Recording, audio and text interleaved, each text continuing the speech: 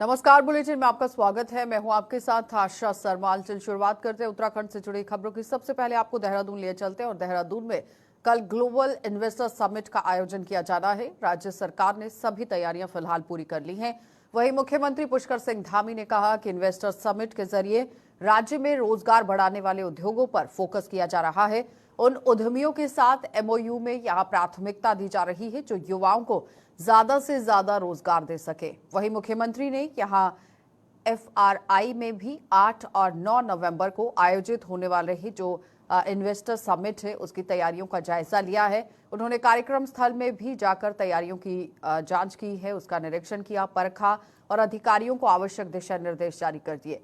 मुख्यमंत्री ने इस दौरान ग्लोबल इन्वेस्टर समिट के लिए यहां पर जो बनाए गए मीडिया सेंटर हैं उसका भी उद्घाटन किया और मुख्यमंत्री ने कहा कि इस आयोजन से जुड़े हुए जितने भी काम हैं उन्हें जल्द पूरा कर दिया जाएगा। सड़कों के सौंदर्यीकरण का काम तेजी से हो रहा है। मुख्यमंत्री ने कहा कि राज्य के लिए ये बड़ा गौरवशाली क्षण है और बड़ी समिट है। राज्य में ज्यादा से ज्यादा निवेश हो और इससे युवाओं के लिए रोजगार से ज्यादा जो अवसर हैं वो देखे जा सकें, क्योंकि रोजगार पैदा करने की कोशिश की जा रही है। ये सरकार का मुख्य दायित्व भी है। इसी को ध्यान में रखकर अभी सभी तरीके से जो यहाँ पर काम किए जा रहे हैं उस पर पूरी तरह गौर फरमाई जा रही है और एमओयू साइन किए जा रहे हैं।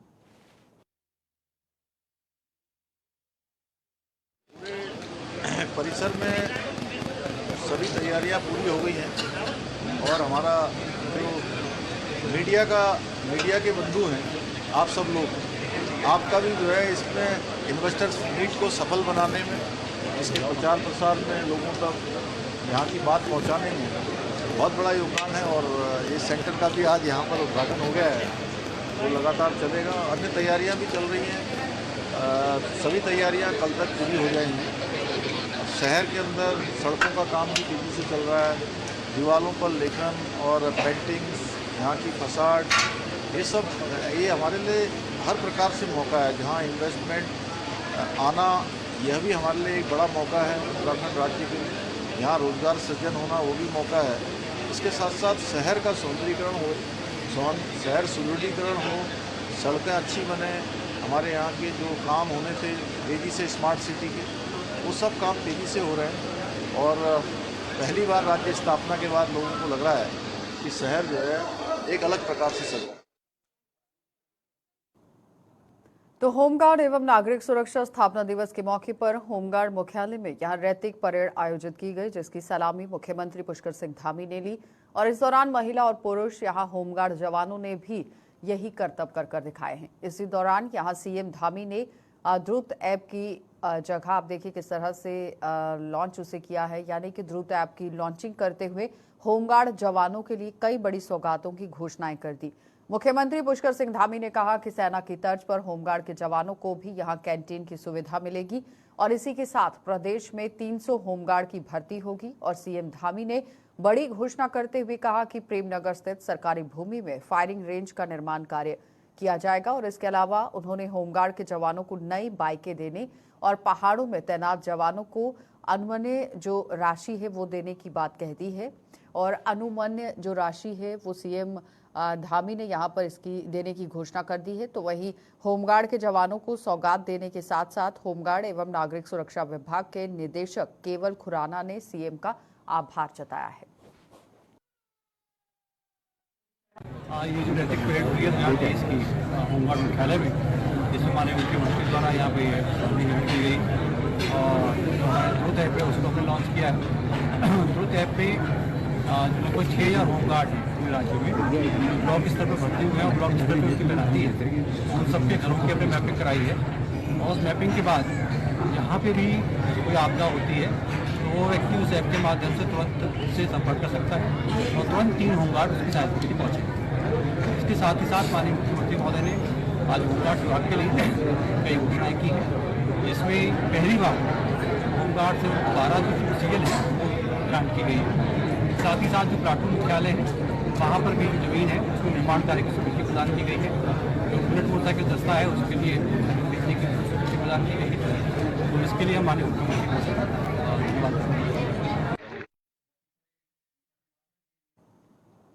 तो प्रदेश भर में ब्लॉक और जनपद स्तरीय खेल महाकुंभ का शुभारंभ हुआ है। इसी कड़ी में देहरादून जनपद स्तरीय खेल महाकुंभ का यहां जो खेल मंत्री हैं रेखा आर्य, उन्होंने विधिवत शुभारंभ किया है, जिसमें जनपद व ब्लॉक स्तर से छात्र छात्राएं खेल में प्रतिभाग कर रहे हैं। खेल मंत्री रेखा आर्य ने कहा कि इस बार खेल महाकुंभ में प्रदेश के लगभग 4 लाख से भी ऊपर बच्चे प्रतिभाग कर रहे हैं। उन्होंने कहा कि इस बार जो भी खिलाड़ी नेशनल गेम में बेस्ट परफॉर्मेंस करेगा उसे खेल विभाग की ओर से 1 लाख रुपए का पुरस्कार दिया जाएगा। उन्होंने कहा कि वर्ष 2024 में उत्तराखंड नेशनल गेम्स की जो मेजबानी है वो भी कर रहा है, जिसके चलते जनपद और ब्लॉक स्तरीय खेल महाकुंभ से बेहतरीन प्रदर्शन करने वाले खिलाड़ी नेशनल गेम का भी हिस्सा बन सकते हैं।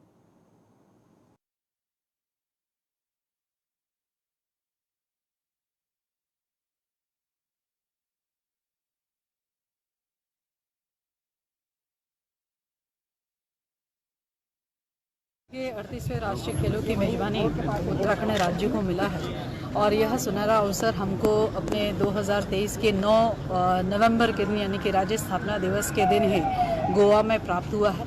निश्चित रूप से भारतीय ओलंपिक संघ एक परंपरा है कि वह ध्वज जो है जो आयोजक स्टेट होता है उसको हैंडओवर होता है, तो उस परंपरा का मैं हिस्सा बनी और आज उस परंपरा को आगे बढ़ाते हुए माननीय मुख्यमंत्री जी के माध्यम से आज वह मेरे द्वारा जो है माननीय मुख्यमंत्री जी को वह आईओए का ध्वज जो है वह हस्तांतरित किया गया और वह हस्तांतरित ध्वज जो है आज राष्ट्रीय खेल सचिवालय में रखा जाएगा। निश्चित रूप से एक उस पूरी परंपरा को पूरे नियमों के साथ पालन किया गया है और आज से ही इस बात के जो ये दूसरा चरण हुआ है ध्वज का, आज से ही मैं समझती हूँ कि 38वें राष्ट्रीय खेलों की जो गूंज है वो हर घर तक गूंजेगी, हर खिलाड़ी तक पहुँचेगी। आज अवस्थापनाओं का विकास हो, खिलाड़ियों को लेकर उनके प्रशिक्षण की बात हो, उनको सुविधा देने की बात हो, उसके लिए और बढ़ चढ़ कर जो है ऊर्जा के साथ काम किया जाएगा। हमारा लक्ष्य है कि हमारा उत्तराखंड, जैसे माननीय मुख्यमंत्री जी ने कहा, केवल मेजबानी में नंबर 1 ना बने अपितु जो है मेडल में भी हम लोग नंबर 1 बने। उस तरह से उत्तराखंड जो है खेल भूमि के रूप में तब विकसित होगा तो हम उस संकल्प को आगे बढ़ाएंगे और आज से उसका आगाज हो गया है।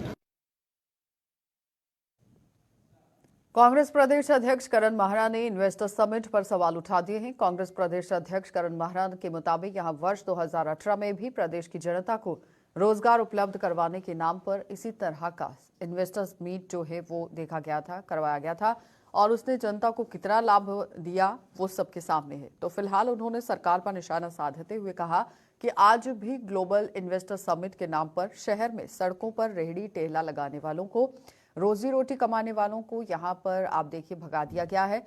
माहरा ने आरोप लगाया है कि सरकार ने जानबूझकर समय रहते स्मार्ट सिटी के कार्य को पूरा नहीं करवाया और सरकार इन्वेस्टर समिट और लोकसभा चुनाव नजदीक आते ही कार्यों को करा रही है ताकि इससे चुनावी लाभ मिल सके। वहीं भाजपा प्रदेश अध्यक्ष महेंद्र भट्ट ने कांग्रेस के इन आरोपों का खंडन करते हुए विपक्ष पर नकारात्मक राजनीति करने का आरोप लगा दिया।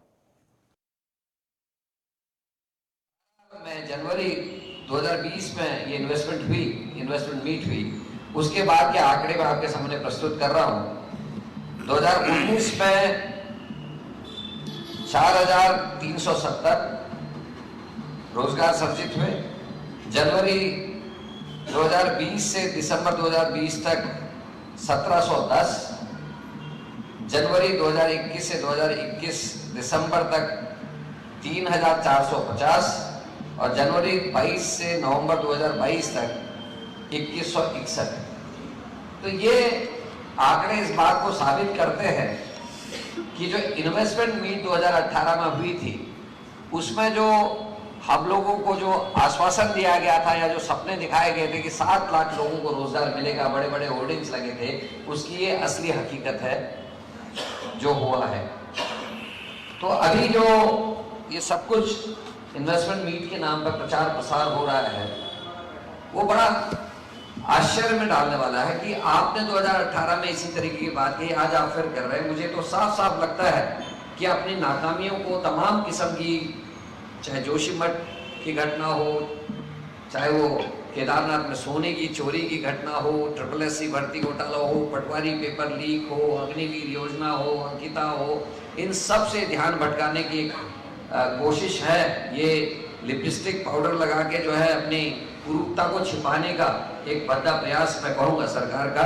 और उसकी एक बानगी इस एक हफ्ते में आपने देखी होगी। मैं आपका ध्यान आकृष्ट करना चाहूंगा इस ओर को कि आप उद्योग लगाने के लिए इन्वेस्टमेंट मीट कर रहे हैं, आप आमंत्रित करने के लोगों को बात कर रहे हैं। जो लघु उद्योग है, बिल्कुल कुटीर उद्योग में जिनको कहूंगा, पानी के बतासे बनाने का काम, छोटे छोटे मिट्टी से दिए बनाने का काम, घड़े बनाने का काम, छोले कुलचा बेचने का काम, ये भी तो उद्योग है। आप अपने परिवारों को इससे चलाने में एक हफ्ते से पूरे देहरादून की सड़कों से ठेले वाले, दिए बेचने वाले, घड़े बेचने वाले, गमले बेचने वाले, मोमो बेचने वाले, गोलगप्पे बेचने वाले, सबके सबको हटा दिया गया, भगा दिया गया है। तो ये ऐसी इन्वेस्टमेंट मीट का क्या लाभ जिसमें गरीबों के पेट में पहले ही लात मारी जा रही हो। तो ये एक कुरूप चेहरा मैं कहना चाहूंगा। जिस तरीके से इन्होंने G20 में किया, सड़कों के किनारे की दीवारों में पेंटिंग, चित्रकारी कर दी गई, लेकिन उस G20 का मुझे समझ में नहीं आया लाभ क्या हुआ। आप अपने 5 सांसदों को गोद दिए गए गांव को नहीं दिखा पाए। एक नए गांव को आपने लीप पोत के नया बनाकर उसमें G20 की टीम को लेके उसी तरीके का इन्वेस्टमेंट मीट दिखाई दे रही है। मैंने कहा ना कि पहले हो नहीं रहे हैं, अब काम होने लगे तो गुणवत्ता दिखाई दे रही है। ये नकारात्मक दृष्टिकोण ही तो कांग्रेस तो ले डूब रही है। आज उनको स्वागत करना चाहिए कि प्रधानमंत्री आने के समय पर हम जो अपेक्षाएं कर रहे थे वो अपेक्षाएं धरातल उतरी हैं और सारी जनता का स्वागत करें। कांग्रेस के लोगों को स्वागत करना चाहिए। उधम सिंह नगर में जसपुर में ही तहसीलदार जसपुर शुभांगनी की अगुवाई में यहां BLO और सुपरवाइजर्स की एक बैठक हुई है और बैठक में आगामी लोकसभा और नगर निकाय चुनाव की तैयारियों को लेकर चर्चा की गई। बैठक के दौरान BLO और सुपरवाइजर को यहां मतदाता सूची को अपडेट करने को लेकर जोर दिया गया। तहसीलदार जसपुर शुभांगनी ने बताया कि यहां मतदाता सूची अपडेट करने का कार्य किया जा रहा है। उन्होंने कहा कि मतदाता सूची तेजी से अपडेट नहीं हो पा रही है, उसमें जो समस्या आ रही है उनको लेकर सुनने के लिए और उसके समाधान के लिए प्रयास किए जा रहे हैं। अभी मतदाता सूची अपडेट करने का कार्य चल रहा है, तो उसी संबंध में हमने जो विधानसभा जसपुर है उसके समस्त BLO सुपरवाइजर्स को बुलाया हुआ था, क्योंकि कहीं ना कहीं हमारी जो सूची है वो बहुत तेजी से अपडेट नहीं हो पा रही है। तो उसमें जो समस्याएं आ रही हैं उनको सुनने के लिए और कैसे हम उसको जल्दी से जल्दी रिजॉल्व करके अपनी मतदाता सूची अपडेट कर सकते हैं, उस संबंध में ही एक बैठक रखी गई थी, जिसमें सभी BLO और सुपरवाइजर उपस्थित थे और उन सभी को कड़े निर्देश जारी किए गए हैं कि वो जल्द से जल्द जो भी मतदाता आज भी छूटे हुए हैं, जिनका वोटर लिस्ट में नाम नहीं है, जिनका वोटिंग ID नहीं बना हुआ है, तुरंत उसको बनवा लें।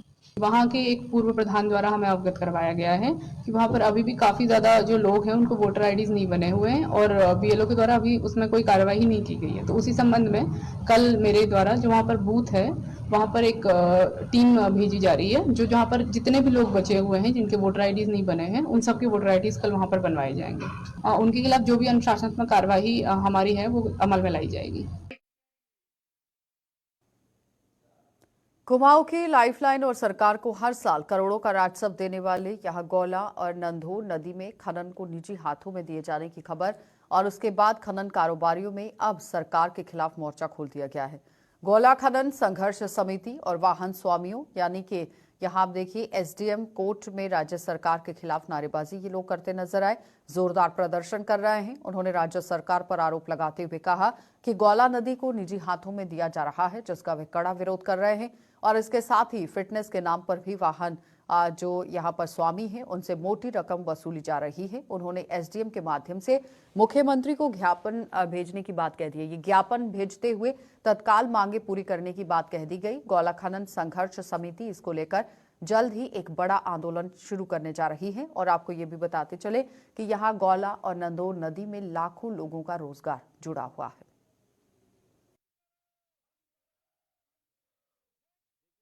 निजीकरण में दी जा रही है और सरकार का कहना है कि जो है लक्ष्य की पूर्ति नहीं हो पाती है, इस वजह से हम गौला को निजीकरण में दे रहे हैं। लेकिन हमारा कहना यह है कि किस साल ऐसा सरकार हमको बता दे, कौन सा साल ऐसा है कि हमने पूरा माल नहीं उठाया। अरे आपका लक्ष्य प्राप्ति नहीं हो रही है तो लक्ष्य प्राप्ति आप शांतिपुरी में ठेकेदार बैठाइए, आप जो है बाजपुर में जो चोरी हो रही है उसको रोकिए। गौला नंबर 1 की है, इसको ऐसी रहने दीजिए जैसे चल रही है। हमारी ये मांग है जी। फिटनेस को लेकर हमारा जो है इनने निजीकरण जो है प्राइवेट सेक्टर को जो है फिटनेस दे दिया है और जो है प्राइवेट वाला लूट रहा है। वहाँ पर 55,000 5500 रुपये उसकी एंट्री फीस है उसके बाद वो 3000 रुपये शीशे का लेता है, और जो है हल्की सी लाइट पीली होगी उसके अलग पैसे हैं, प्रेशर हॉर्न के अलग पैसे हैं। तो गाड़ी वाले के पास इतने पैसे, गौला मात्र 100 दिन चलती है और जो है सब लोग लूटने में लगे, और वो अलग से जो है गाड़ी का फिटनेस क्या करेंगे? हम जो है हम कह रहे हैं परिवहन विभाग जैसा फिटनेस कर रहा था, मात्र जो गाड़ियाँ सीजनल चलती है, चाहे वो नंदौर की गाड़ी हो, गौला की गाड़ी हो, या गन्ने में जो गाड़ियाँ चलती हैं 3 महीने का जो गन्ने का ढुलान का काम होता है, जो सीजनल गाड़ी है उन गाड़ियों का जो है जैसे पहले फिटनेस होता था वैसी होना चाहिए। दिक्कतें हो रही गोला में? गोला में जो सरकार द्वारा निजीकरण किया जा रहा है, ठेकेदार को गोला दी जा रही है, सारे वाहन स्वामी, सारी संघर्ष समितियां इसका पूर्ण रूप से विरोध करती हैं, क्योंकि इससे 2 लाख लोगों का परिवार चलता है। और अगर इस प्रकार की अगर कोई भी कार्रवाई की गई तो हम लोग न गोला चलने देंगे और सारे अपने वाहनों को ला करके हम सड़कों में खड़े कर देंगे। और नंबर 2, जो सरकार द्वारा एक जो यहाँ ऐसा माहौल बना दिया गया, लूट खसोट का माहौल बना दिया गया है, फिटनेस भी प्राइवेट को दे दी गई है, ये बहुत ही गलत कार्य है और इसका भी हम पूर्ण रूप से विरोध करते हैं। विकासनगर क्षेत्र के ग्राम यहाँ नवाबगढ़ नंबर में एक पुल करीब रहने वाले एक महिला ने अपने पति, अपनी जो मामी है उसके साथ अवैध संबंध का आरोप लगाया है। महिला के इस आरोप के बाद मामी ने इसके साथ मारपीट की, जिसमें विवाहित जो है वो घायल हो गई हैं और विवाहित घायल हुई हैं, तो इलाज के लिए जिला अस्पताल में विकासनगर के अंदर ही उन्हें भर्ती कराया गया। घायल विवाहिता ने अपने पति और उसकी मामी के विरुद्ध बाजार चौकी में तहरीर दे दी है। पीड़ित महिला ने दोनों पर उसे जान से मारने की धमकी देने का भी आरोप लगा दिया और महिला की तहरीर पर यहां पुलिस ने कार्रवाई शुरू कर दी है।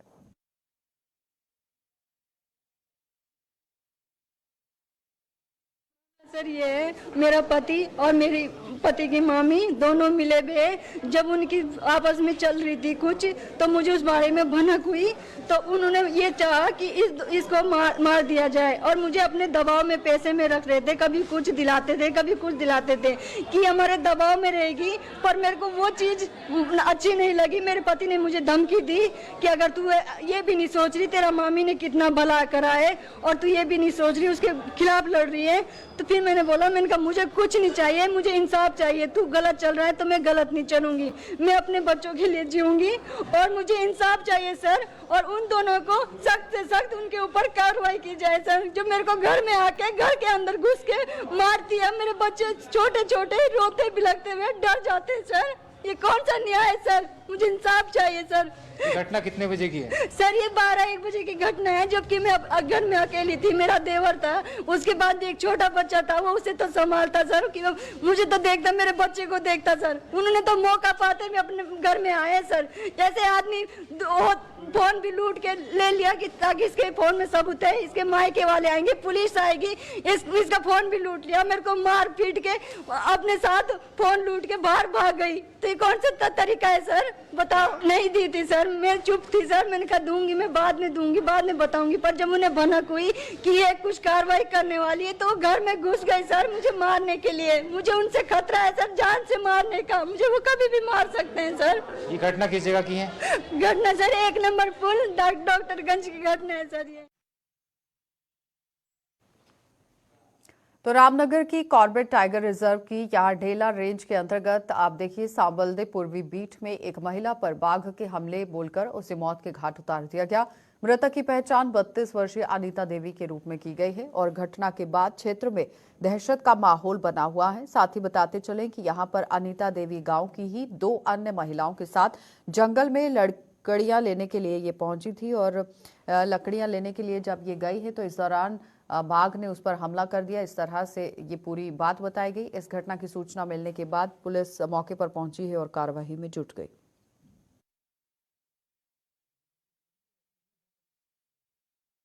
आज हमारे ढीला रेंज के अंतर्गत कुछ महिलाएं चारा पत्ती लेने जंगल के अंदर चली गई थी, जहां पर सावल्दे मध्यम बीट के प्लॉट संख्या 20 में अचानक से बाघ ने हमला कर दिया, जिसमें अनीता देवी का देहावसान हो गया। विकासनगर के गंगोत्री यमुनोत्री राष्ट्रीय राजमार्ग 507 हरबतपुर लहमन अस्पताल मोड़ पर यहां खनन सामग्री से भरे हुए एक ट्रैक्टर ट्रॉली का टायर फट गया और इस हादसे में ट्रॉली में भरे हुए आरबीएम पत्थर नेशनल हाईवे पर बिखर गए। बताया जा रहा है कि ट्रैक्टर ट्रॉली ओवरलोड थी, लेकिन ना तो खनन विभाग और ना ही पुलिस इसकी ओर ध्यान दे पा रही है।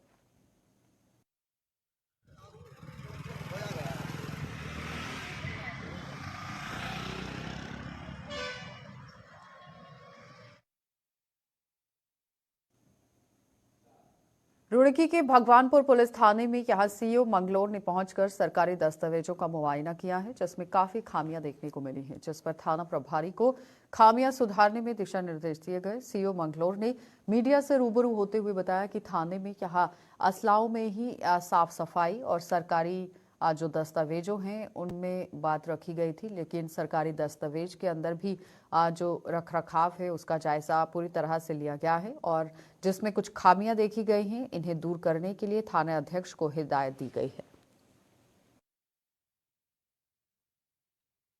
वार्षिक जो है मुआयना था थाना भगवानपुर का, उसमें यहाँ का थाने का साफ सफाई, मालों का रखरखाव, सरकारी संपत्ति वगैरह उनको चेक किया गया है। जो भी कमियां हुई है उसमें थाना अध्यक्ष को हिदायत की गई है वो कमियां सही कर लें और बाकी सारा मुआयना जो है। सर किस तरह की कमी आई? कमियां दरअसल असलों में साफ सफाई ठीक नहीं है, सरकारी संपत्ति का रखरखाव सही नहीं था और जो लावारिस माल है और जो खड़े हैं बेतरतीब खड़े हैं थानों में, इन्हें सिस्टमेटिक करने के लिए हिदायत।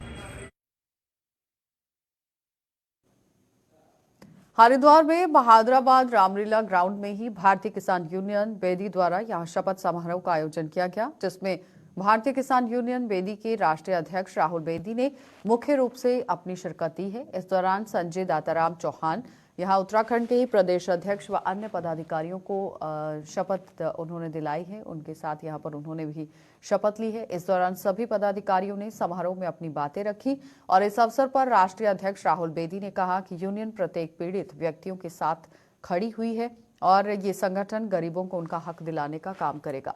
वहीं नवनियुक्त प्रदेश अध्यक्ष संजय दाताराम चौहान ने कहा कि किसानों की बकाया धनराशि और दबे कुचले मजदूरों की आवाज को उठाने के लिए उनकी टीम काम करेगी।